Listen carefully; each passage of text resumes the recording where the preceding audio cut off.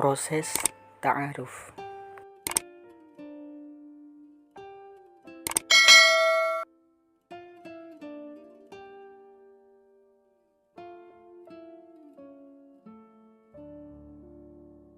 Seringkali manusia itu berbeda dengan apa yang tampakkan luarnya. Meski cerek hanya mengeluarkan isinya, entah kepura-puraan atau ia tak mampu mengekspresikan maunya.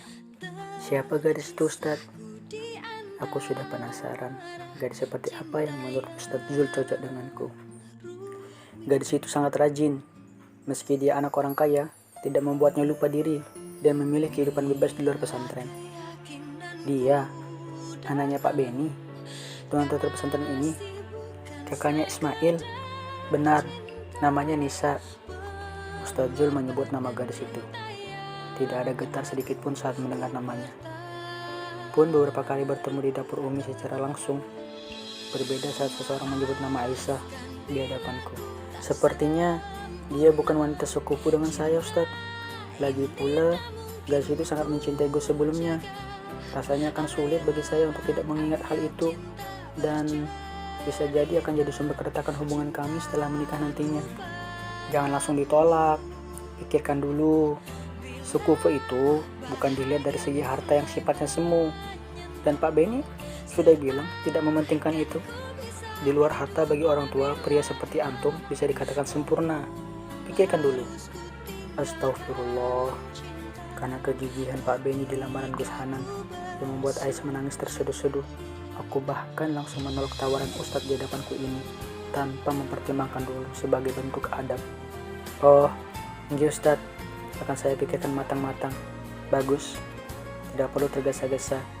Gadis itu sekarang masih akan melakukan perjalanan panjangnya 2 bulan ke depan di Arab dan Turki. Ustadz Zul memegang pundakku. Nisa itu anak orang kaya, biasa bepergian kemana saja ia mau dan telah terbiasa dengan itu. Bagaimana aku akan menyesuaikan diri dengannya dan keluarganya? Aku mengejar Pak Imo dan santri lain yang berjalan cepat. Ayo Kang, buruan, mobil ayamnya sudah menunggu sudah dari tadi. Pak Imo menengok ke belakang. Ia sudah tidak sabar mengambil ayam-ayam itu untuk disembelih.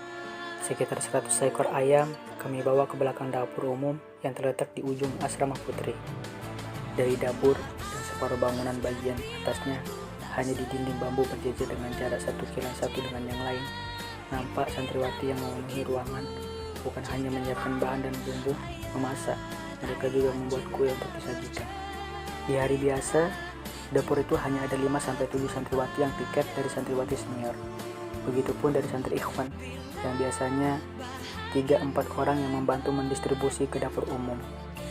Haflah ikhtitam ini merupakan acara besar di pesantren. Wajar jika banyak yang bekerja di dapur. Tidak ada upah untuk mereka. Semua membantu ikhlas. Meski begitu, banyak yang suka rela ikut serta tanpa paksaan dari pihak ustadz atau ustazah. Nih Kang, lihat, pisau sudah tak asah, mengkilat dan tajam.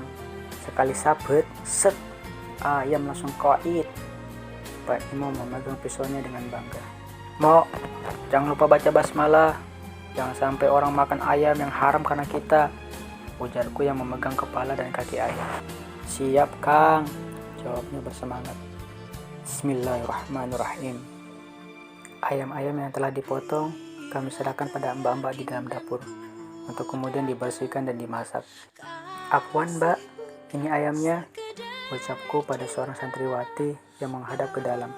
Ia terlihat sibuk memberi pengarahan pada santri lain tentang bumbu dan takaran masakan. Masya Allah, ini calon istri idaman. Itu kenapa Yai dan Ustadz sering memberi pesan pada kami, jika ingin menikahi santri, carilah yang sabar menyelesaikan mondoknya, bukan yang baru masuk minta pulang, apalagi suka kabur-kaburan. Di tempat menuntut ilmu saja dia kabur. Bagaimana nanti jika menikah dan menghadapi masalah dengan suami? Dan dari kebanyakan santriwati yang menyelesaikan mondok sesuai waktunya, mereka telah mendapatkan banyak pengalaman. Misalnya santriwati di hadapanku ini. Iya, gadis itu membalikkan badan melihatku. Oh, sampean Kang. Wajahnya lagi-lagi tak ramah. Dahiku mengurut. Loh, aku salah apa? Apa karena aku belum mengembalikan kertas berisi nomor teleponnya? Bukannya Itu salah dia sendiri yang coba menjatuhkannya, atau dia sedang PMS. Sikapnya membuatku berpikir buruk. Ia marahi baskom agak besar di tanganku.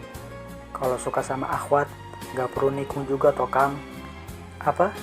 Tidak menjawab, gadis bernama Hilma itu tersenyum miring, meremehkanku lalu pergi. Baru saja aku memuji dalam hati, malah dia tampakkan sisi buruknya sebagai seorang perempuan, judes dan gak jelas. Apa karena dia tahu aku bicara pada Aish kemarin?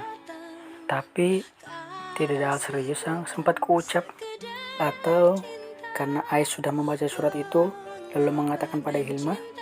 Tapi bukankah dalam surat itu aku jelaskan secara detail maksudku?